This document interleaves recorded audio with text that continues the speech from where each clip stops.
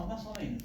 Y tiene el diafragma bastante aplanado y los espacios intercostales ensanchados, ¿no es cierto? Después cuando le ponemos el avenamiento, y entonces acá tenemos una expansión completa. Acá tenemos bien un hipertensivo. Esto que se ve acá no es silueta cardíaca, sino es el buñón pulmonar. Y entonces acá sí tenemos una columna desnuda, tenemos descendido el diafragma y miren digamos, el ancho de los espacios intercostales, ¿no? Ensanchados. Eso es hipertensión. Este tipo está muriendo ahí. Pero se le lleva con el drenaje, ¿ves? Zafó. Ahora fíjense, ¿qué le pasó a ese paciente? Al tercer día, la placa 3 está con el drenaje, pero miren la falta de expansión. Está muy abajo. No, mira hasta dónde llega el tubo. Igual no importa dónde se pone el tubo. El tubo no es ese que está ahí al costado. El tubo es este. Eso. Si no está tan abajo. Mirá dónde No llega. llega hasta allá. El tubo no importa dónde usted lo ponga. ¿Por qué? Porque usted esté donde esté el tubo, o sea, la forma correcta de poner un avenamiento pleural es como siempre. Desde cuarto, quinto espacio, dirigido hacia el vértice. ¿Sí? Haya lo que haya en la cavidad pleural, a menos que esto esté una cavidad bloqueada, el pulmón al respandir es un émbolo que todo lo va a empujar hacia el tubo. Esté abajo, esté arriba, va a ir hacia el tubo. Cuando el tubo queda muy en la base, a veces el lóbulo inferior sí lo puede bloquear, lo puede tapar. ¿Sí? Pero si yo tengo un derrame acá, igual al expandirse el pulmón, el líquido va a subir, va a salir por el tubo siempre. Pero hace una falla de expansión. Y esto es una consecuencia bastante frecuente, la falla de expansión post tubo, ¿no? Pero fíjense ustedes que yo me acuerdo muy bien de este caso, que había venido derivado de algún lugar, después hubo un quilombo, porque hicieron interconsultas de que yo me lo trajeron y bueno, esto está muy bien. Porque esta falla de expansión es bastante frecuente. ¿Por qué? Porque a veces el vértice es lo que más le cuesta subir. Ahí no hay problema. Ahí lo dejamos. Cuando este pulmón está bien bloqueado, le podemos sacar el tubo y este aire que queda en vértice se va a absorber siempre. No es necesario pensar ni en la cirugía. Ahí seguía burbujeando el paciente. No. Allá no. No. Le hacen Si siguiera burbujeando sería quirúrgico por fístula persistente. Sí. Pero acá no es necesario hacer nada. Si el pulmón se bloqueó ahí y no burbujeó más, y como ven está todo expandido, excepto este vértice, Sí. que hay aire, bueno, ahí lo dejamos. Después el vértice va a subir. Además el pulmón siempre busca compensación, ¿cierto? Aunque quede un área atelectásica o lo que sea. Fíjense, otro tercer grado, postdrenaje, ahora el drenaje está demasiado adentro, miren la S que hace. Este es un paciente que una vez me derivan de otro hospital a mi hospital. Y me dicen, resulta que tenemos este paciente con este neumotórax y no tenemos tubo para ponerle. Y me lo mandan. Y yo ¿qué digo cuando veo esta placa? ¿Qué dicen ustedes? Qué raro ese neumotórax. ¿Por qué es raro? Porque a menos que yo tenga adherencias muy importantes pleurales, el pulmón siempre colapsa de la periferia al centro. Le hago otra placa y digo, no señor, esto es una bulla. Es una bulla. ¿Por qué? Tiene bulla de los dos lados, ¿no? Ahora se me dejó. ¿Por qué es una bulla y no es un neumotórax? Primero, por la forma de colapso del pulmón. Y segundo, por este signo típico que está siempre alrededor de las bullas, que se llama encatáfila de cebolla. Que es que la bulla está aplastando el parénquima.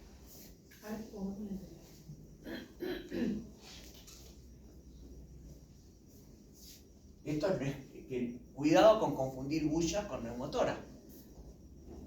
Porque si a este paciente tenían tubo y se lo ponían, lo mataban. Porque esta fístula no cerrá jamás en la vida y encima está alimentada por un muy importante bronquio. Este paciente iba a tener que ir a la cirugía sí o sí. Ahí hay que ir directamente a cerrar el bronquio y ver si el pulmón se puede expandir, ¿no? Que ya es un pulmón patológico, porque el pulmón bulloso es bulloso, siempre, ¿no? Este paciente, me acuerdo que le hice gases en sangre, era prácticamente un paciente anaerobio, como se manejaba, ¿no? Entonces, todo esto es parénquima colapsado por las bullas apicales, por la enfermedad bullosa, que no es el LEV ese apical es por enfermedad crónica. ¿Ves? Esta es la placa control que le hicimos nosotros, donde vimos mejor la imagen. Entonces, ¿cuándo ustedes tienen que pensar que un paciente es quirúrgico? ¿Cuáles son las indicaciones para que un paciente se opere? Con lo que estuvimos viendo hasta ahora. Bueno, ya dijimos, la fístula persistente, entonces que es a partir del 5.º día. Siempre eso va en la good choice, ¿no? Cuando decimos que una fístula persiste, a partir del 5.º día. El PIN, el empiema, el hemoneumotórax grave, y acá hay una cosa muy importante, el neumotórax recidivado. Esta es otra cosa que ustedes van a escuchar discutir a los cirujanos. Ustedes le van a presentar un paciente con antecedentes de un neumotórax que se trató con tubo, con reposo, lo que sea, y que recidiva. Entonces algunos le van a decir, bueno, si el primer episodio fue hace más de un año, lo vamos a tratar como un primer episodio nuevo y nada más. Y otros, como yo, que le van a decir, si recidiva, lo opero. ¿Por qué? Porque si recidiva, quiere decir, este paciente tiene bullas que son peligrosas y me puede hacer un neumotórax bilateral. Si yo lo opero, le voy a asegurar por lo menos un lado. Lo mismo si este paciente hizo un neumotórax y hace ahora uno contralateral. ¿Se comprende? ¿Por qué? Tiene enfermedad de los dos pulmones, enfermedad. Predisposición de los dos pulmones. Tengo que asegurar aunque sea uno. Y después, lo que llamamos aspectos socioeconómicos y laborales. Un piloto que hace un neumotórax lo tengo que operar, porque no puede volver a volarse. El paciente bulloso no puede volar. El buzo lo mismo. ¿Y qué son los aspectos socioeconómicos? Bueno, este paciente hizo un neumotórax y vive en la montaña, ¿no? Ahí en Jujuy, que a veces los pacientes los tienen que bajar 3 días al hombro para llegar a un hospital, ¿no? De la montaña. Entonces, esas personas, bueno, yo les tengo que asegurar, por un lado, por lo menos que un pulmón no se va a colapsar del todo, cercano al 0% de posibilidad de que lo haga, ¿no?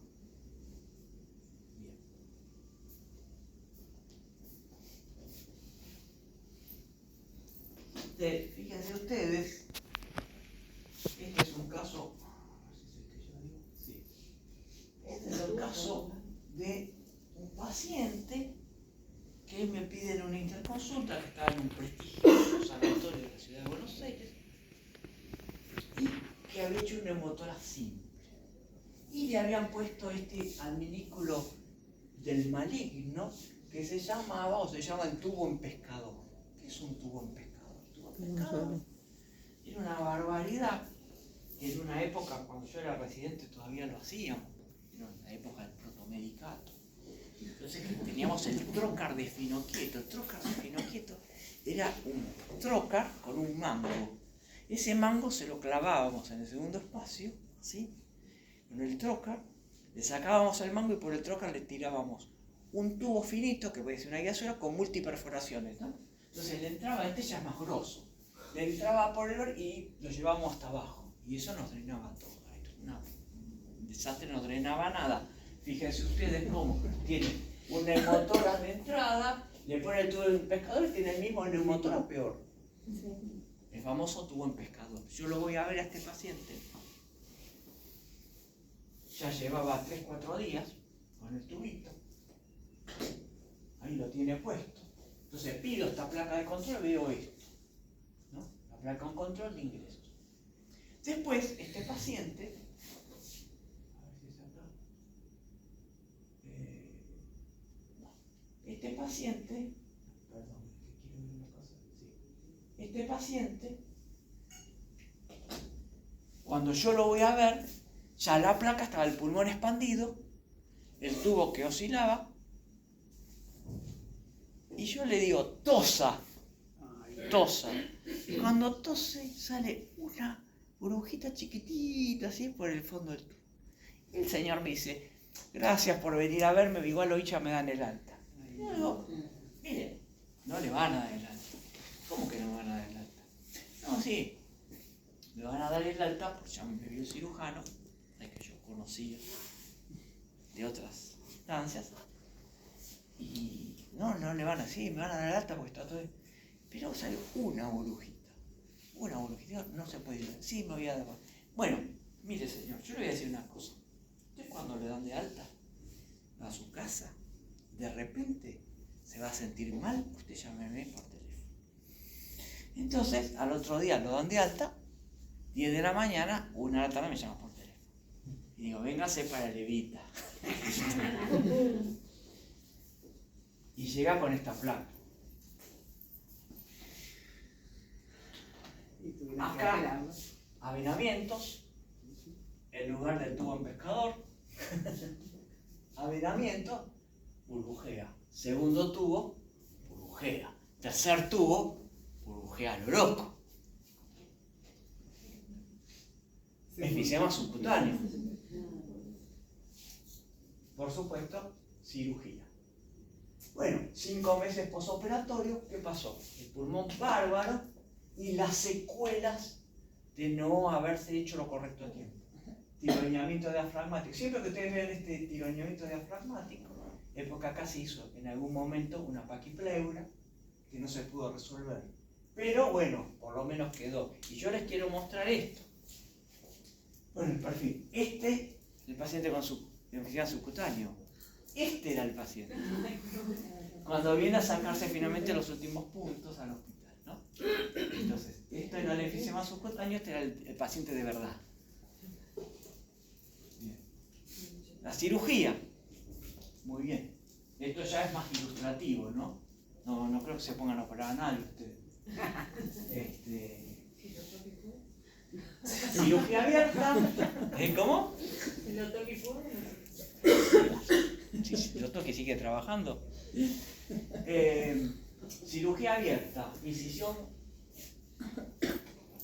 llamamos Morelli di Paola. Incisión, nosotros siempre usamos el axilar vertical para dar menos restricción respiratoria en el postoperatorio. Bueno, ahí la reparación del nervio frénico, del nervio cerrato mayor. Buscamos el vértice pulmonar, las bullas.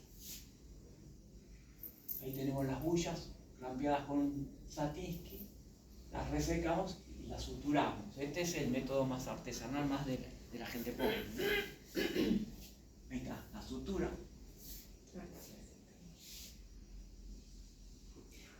Disculpe, que la sutura por abajo, o sea, la tira y la sutura por abajo. Le haces todo un surgido continuo por encima de Satinsky, Sí. sacas el Satinsky y después le das otro por arriba. Bueno, en aquel momento hacíamos la resección del vértice pleural, la pleurectomía. La pleurectomía, fíjense ustedes, esta es la parte que da hacia el pulmón, ¿no? La pleura parietal. ¿Para qué resecábamos la pleura parietal del ápice? Esa pleurectomía apical, para crear una zona donde el pulmón se fuera a pegar y evitar las recidivas. ¿Qué pasó? ¿Qué pasó con el tiempo? Pasó con el tiempo que, como prácticamente todos estos pacientes eran fumadores, un gran porcentaje hacían cáncer de pulmón. Y después era inabordable por la pleurectomía. Entonces entonces empezamos a hacer otra cosa que fue la abrasión pleural, que es irritar la pleura con algún método. Con el talco. No, ¿Cuál era que le ponía el talco? eso es una pleurodesis. Una pleuro... Pleurodesis, eso es cuando vos querés tratar un derrame pleural crónico, que puede ser paraneoplasia, qué sé yo, entonces haces una pleurodesis, o sea, algo para irritar la pleura de modo que se pegue. Eso lo puedes hacer con talco, con hidróxido de sodio, etc. Eso lo vi hacer. Y entonces, bueno, acá tenemos otra cirugía donde hacemos la abrasión pleural con una esponjita patito, con una esponja de bronce. La abrasión pleural. Después, por supuesto, vino la época toracoscópica, ¿no? En la época... ¡Ay, no está la foto! En la era toracoscópica, por supuesto, lo hacemos con trocar, con sutura mecánica, y el vértice pleural le pasamos una baqueta de escopeta, ¿vieron ese cepillo de bronce con que se limpia las armas? Ahí le pasamos a la pleura. La irritamos un poco para que haga una adherencia, pero que no sea tan firme que no se pueda después abordar el tórax. Bueno, y después recuerden ustedes que existe el neumomediastino. Existe el neumomediastino.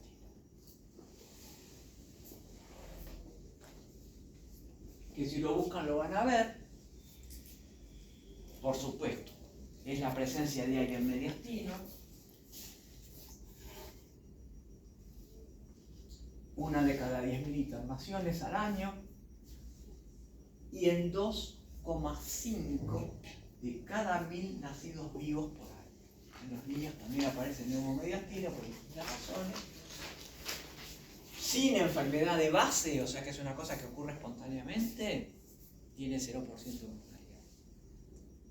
Excepto que sea un mediastino hipertensivo o algo como hemos visto, pero con una punción pericárdica se soluciona.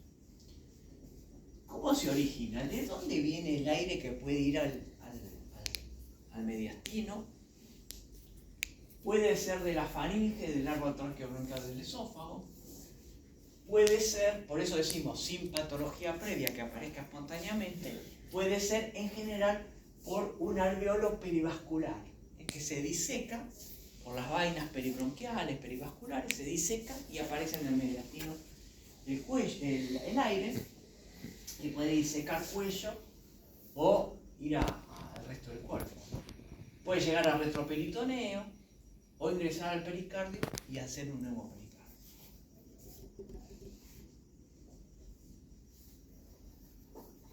Por supuesto, también las causas son el aumento de presión intratorácica, siempre las cuestiones de la maniobra de Valsalva, cualquier esfuerzo intratorácico, o sea, se rompe, puede ser una rotura alveolar o de una bulla subpleural, que en vez de, como es subpleural, en vez de abrirse a la pleura, porque tiene más capas, se diseca por los bronquios y no hace un neumotórax, hace un neumomediastino. Como les conté yo una vez, un neumoperitoneo. En el recién nacido puede ser por distrés respiratoria neonatal, por asistencia respiratoria, por aspiración de meconio sangre o por traumatismo obstétrico. Son las causas más o menos que se han visto en recién nacidos con neumonía.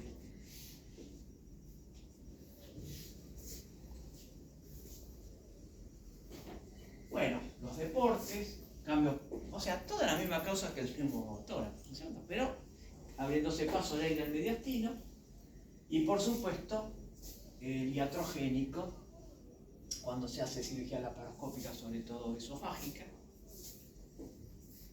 como uno hace esófago inferior, puede hacer cirugía laparoscópica, bueno, puede, por la hipertensión que uno crea en el abdomen, pasar aire al mediastino, ¿no?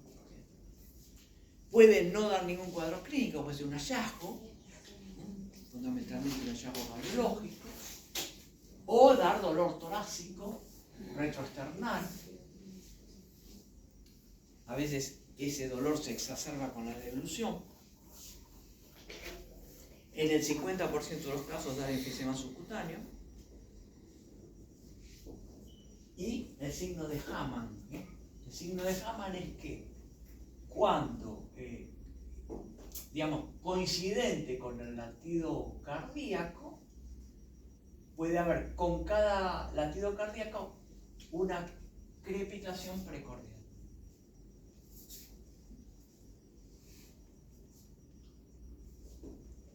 Por supuesto, el neumomediastino hipertensivo ya es otra cuestión, ¿cierto? También lo consideran el neumomediastino maligno, ¿por qué? Porque da un taponamiento, no un taponamiento cardíaco. Da todos, por supuesto, todo el cuadro del taponamiento. El único problema es que acá no hay un derrame pericárdico. Acuérdense las causas de taponamiento cardíaco, ¿eh? ¿Se acuerdan? Por supuesto, el que vemos en trauma en general tiene que ver con hemopericardio, lo más frecuente que vamos a ver. Después tenemos la fractura external, con compresión de los ventrículos por la fractura. Ese es el paciente que le diagnosticamos el taponamiento, hacemos la pericardiocentesis y no viene nada. Hoy en día es más fácil con la ecografía, ¿no? Antes era siempre así. Y la tercera causa es el neumomediastino hipertensivo. Pero eso en cuanto pulsamos el mediastino sale aire y se resuelve el taponamiento. Recuerden ustedes siempre que de todos modos todo taponamiento es quirúrgico. Hay que resolver esta causa.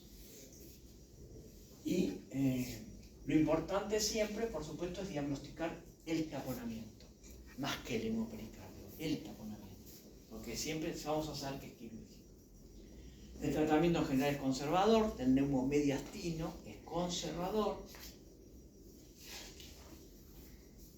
Cuando es necesario se puede drenar con tubo por mediastinoscopía y las complicaciones o la hipertensión serán de tratamiento quirúrgico.